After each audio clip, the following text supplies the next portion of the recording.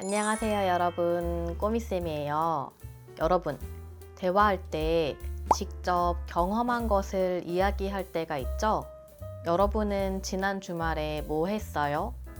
저는 산천어 축제에 다녀왔는데 산천어 축제가 정말 재미있더라고요.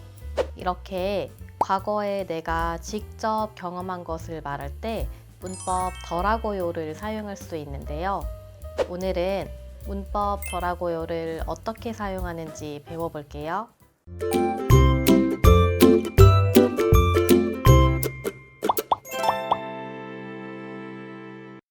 제가 지난주에 산천어 축제에 다녀왔어요. 제가 직접 경험한 것을 생각하면서 말해요.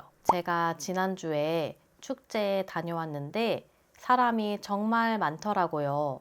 그리고 썰매도 탔어요. 썰매를 탔는데 재미있더라고요.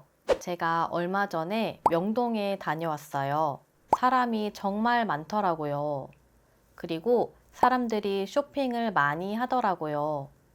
어제 친구 집에 놀러 갔어요. 거기에 고양이가 있더라고요. 그런데 그 고양이가 정말 귀엽더라고요.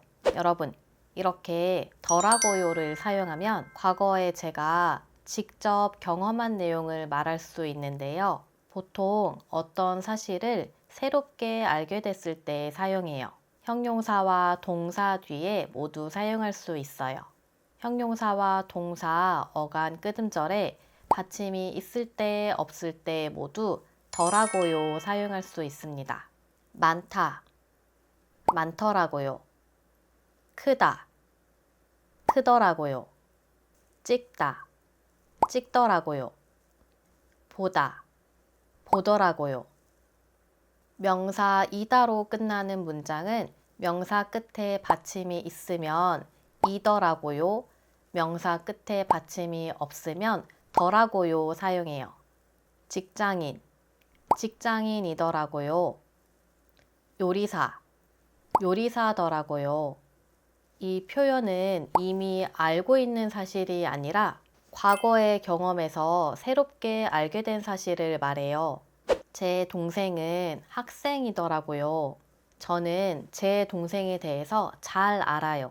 제 동생이 학생인 사실을 이미 알고 있어요. 그때는 더라고요를 사용하지 않습니다. 제 동생은 학생이에요. 이렇게 말해요. 제 동생의 남자친구는 선생님이더라고요.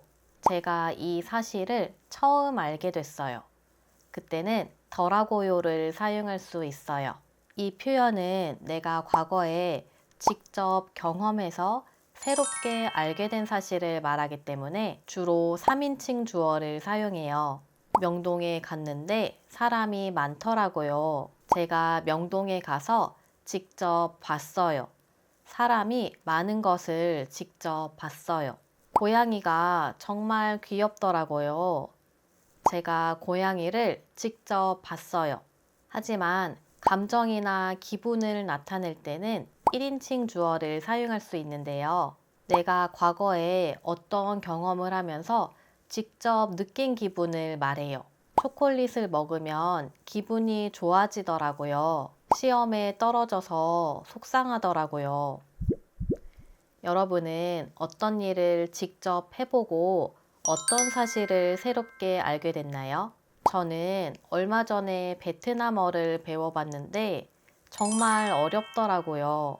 새로 생긴 식당에 다녀왔는데 음식이 정말 맛있더라고요. 친구하고 같이 노래방에 갔는데 친구가 노래를 정말 잘하더라고요. 과거의 경험에서 새롭게 알게 된 일을 지금 말해요. 그때 문법 더라고요를 사용합니다. 그리고 아덧더라고요를 사용하면 과거에 이미 완료된 일을 말할 수 있어요. 어젯밤에 약국에 갔어요.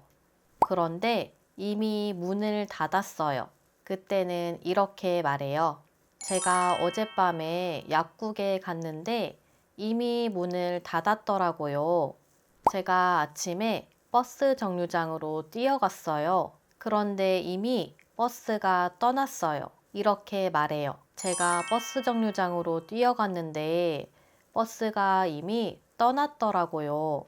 제가 어제 빵집에 갔어요. 그런데 이미 빵이 다 팔렸어요. 그때 이렇게 말해요.